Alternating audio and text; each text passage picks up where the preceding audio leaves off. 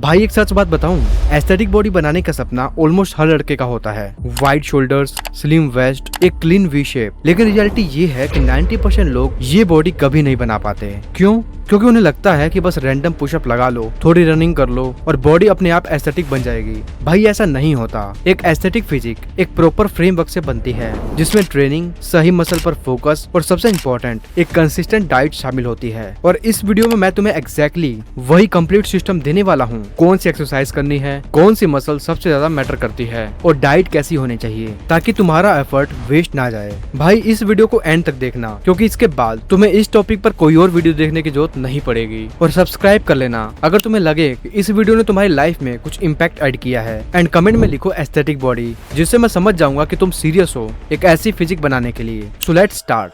Pillar number 1, aesthetic body blueprint.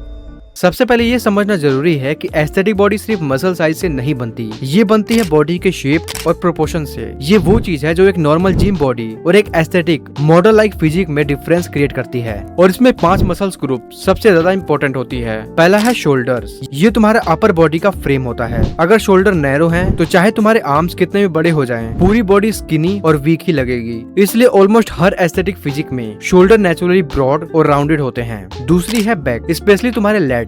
यही वो muscle है जो तुम्हारी बॉडी को एक्चुअली वी शेप देती है। अगर लेट्स डेवलप नहीं होंगे तो अपर बॉडी फ्लैट लगेगी।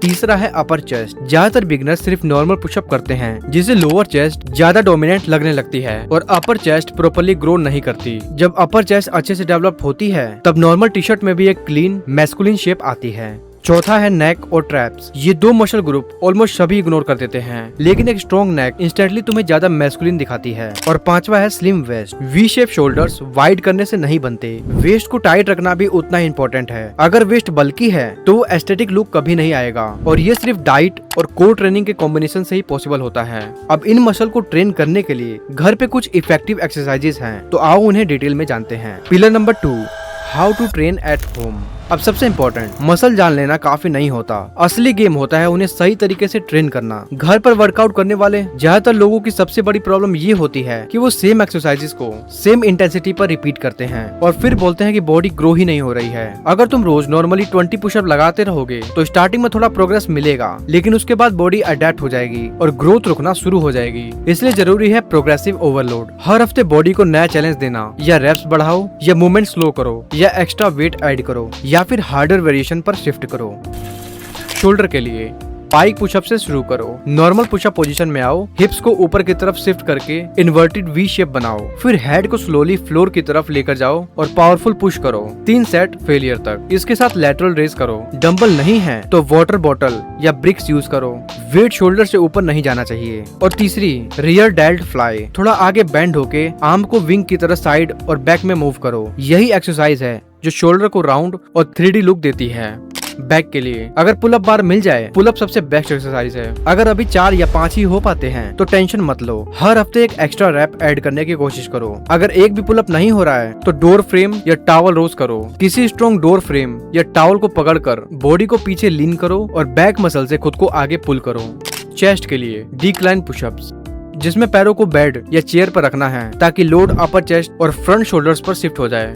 डायमंड पुशअप्स इनर चेस्ट और ट्राइसेप को टारगेट करती है। और जब थोड़ा एडवांस हो जाए तो शूडो प्लांची पुशअप ट्राई करो, बहुत इंटेंस होते हैं। ये सभी एक्सरसाइजेस चेस्ट के लिए काफी इफेक्टिव हैं। नेक और ट्रैप के लिए पहले नेक को दोनों साइड से रोटेट करके वार्म अप करो, फिर नेक एक्सटेंशन और नेक फ्लेक्शन करो, बहुत स्लो और कंट्रोल मूवमेंट में, कोई झटका नहीं देना। ट्रैप्स के लिए श्रक्स करो किसी भी हैवी वेट के साथ। शोल्डर को स्लोली ऊपर श्रक्स करके फिर स्लोली नीचे लाओ। कोर के लिए लेग रेज, जो लोअर एब्स को टारगेट करते हैं और स्लिम वेस्ट के लिए रिस्पॉन्सिबल होते हैं। और लास्ट है प्लैंक होल्ड, जिससे पूरी कोर टाइट और स्ट्रॉन्ग बनती है। बस ध्यान ये रखो कि स्टार्टिंग में एक ही दिन में सब कुछ मत करो, वरना अगले दिन बिस्तर से उठना मुश्किल हो जाएगा। अब आता है सबसे इम्पोर्टेंट और सबसे मुश्किल पार्ट, डाइट। और होनेस्टली भाई, ये वो जगह है जहाँ 90% लोग फेल हो जाते हैं, क्योंकि ट्रेनिंग तो लोग कर लेते हैं, लेकिन डाइट को लोग या तो बहुत ज्यादा कॉम्प्लिकेटेड बना देते हैं या फिर कम्प्लीटली इग्नोर कर देते हैं। देखो, जो नॉर्मल खाना तुम्हारे घर में बनता है उसके साथ बस 3 या 4 चीजें ऐड करनी है। सुबह वर्कआउट के बाद एक प्रोटीन रिच ब्रेकफास्ट ले लो। लंच में जो भी घर पे बना है उसके साथ दही ऐड करो, डाइजेशन और रिकवरी के लिए बहुत हेल्प करता है। डिनर में पनीर या टोफू ऐड करो, जो स्लो डाइजेशन प्रोटीन है और मसल रिकवरी के लिए परफेक्ट है। और अगर अंडे अलाउड हैं तो दिन में 3 या 4 जरूर खाओ। लेकिन यहाँ एक बड़ी प्रॉब्लम है, तुम कैसे जानोगे कि तुम्हें सही अमाउंट में प्रोटीन मिल रहा है, तुम्हारी कैलोरीज गोल से कितने क्लोज हो। अगर बात करें मैनुअल ट्रैकिंग, कितने प्रोटीन खाई, कितने कैलोरीज, कितने कार्ब्स, ये सब इतना सिर दर्द है कि ज्यादातर लोग कुछ ही दिन में ट्रैकिंग बंद कर देते हैं। और जब ट्रैकिंग बंद हो जाती है तो कंसिस्टेंसी भी बंद हो जाती है, और बिना कंसिस्टेंसी के चाहे ट्रेनिंग कितनी भी परफेक्ट हो, मसल नहीं बनती। मेरी भी यही सेम प्रॉब्लम थी जब तक मैंने कैलाई यूज नहीं किया। ये ऐप कैलोरीज और मैक्रो ट्रैकिंग को बिल्कुल इजी कर देता है। बस एक फोटो क्लिक करो अपने फूड की और कुछ ही सेकंड्स में तुम्हें सही कैलोरीज और माइक्रोज मिल जाती है। मेरे हिसाब से ये बिल्कुल एक्यूरेट है। लेकिन अगर तुम 100% प्रीशियस चाहते हो तो ऐप में एक कंप्लीट फूड डेटाबेस है जिसमें हजारों फूड्स ऑलरेडी लिस्टेड हैं। वहां से सर्च कर सकते हो। और सबसे बेस्ट फीचर, बारकोड स्कैनर। रात को जब भी कोई स्नैक्स खाने का मन हो, चिप्स का पैकेट, बिस्किट, कुछ भी, बस उसे बारकोड से स्कैन कर दो और ये ऑटोमेटिकली तुम्हारे डेली लॉग में ऐड हो जाएगा कुछ ही सेकंड्स में। मैनुअली सर्च करने की जरूरत नहीं है। इससे क्या होता है, तुम हमेशा जान सकते हो कि एग्जैक्टली कितना प्रोटीन, कितनी कैलोरीज, कितने माइक्रोज तुम डेली ले रहे हो और कोई कंफ्यूजन नहीं। जब ट्रैकिंग इतनी इजी हो जाती है तो कंसिस्टेंसी ऑटोमेटिकली आ जाती है। अगर तुम भी अपने डाइट को इस तरीके से ट्रैक करना चाहते हो और अपने गोल तक जल्दी पहुंचना चाहते हो तो डिस्क्रिप्शन या पिन कमेंट में दिया गया लिंक ओपन करो, कैलाई ऐप डाउनलोड करो और मेरा कोड MRPROF यूज करके 3 दिन तक फ्री में ट्राई कर सकते हो।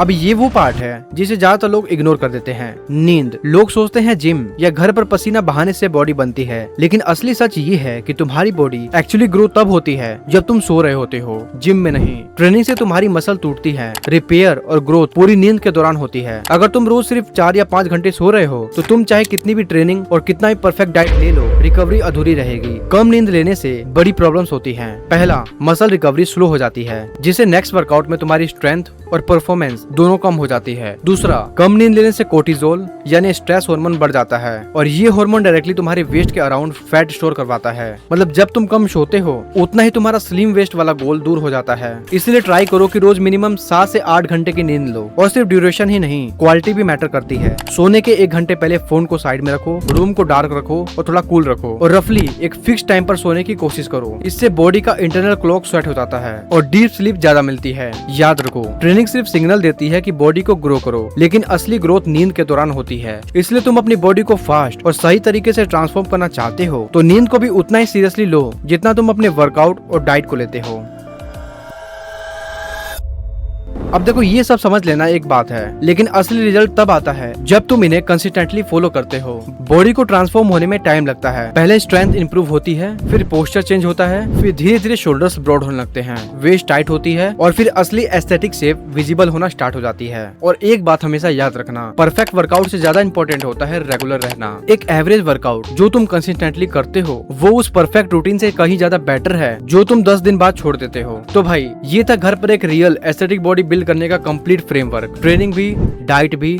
अगर तुम्हें लगता है कि तुम्हारा दोस्त भी ये फिजिक बिल्ड कर सकता है तो ये वीडियो उसे शेयर करके उसकी हेल्प करो। और हाँ भाई, अगर तुम्हें वीडियो पसंद आई तो वीडियो को लाइक करो और चैनल को सब्सक्राइब नहीं किया है तो प्लीज सब्सक्राइब करो। और इस कंप्लीट वीडियो की PDF मैं आपको टेलीग्राम पे दे दूंगा, वहां से जाके चेकआउट कर सकते हो। बाकी मिलते हैं नेक्स्ट वीडियो में, तब तक के लिए कंसिस्टेंट रहो और अपना काम करते रहो। जय हिंद।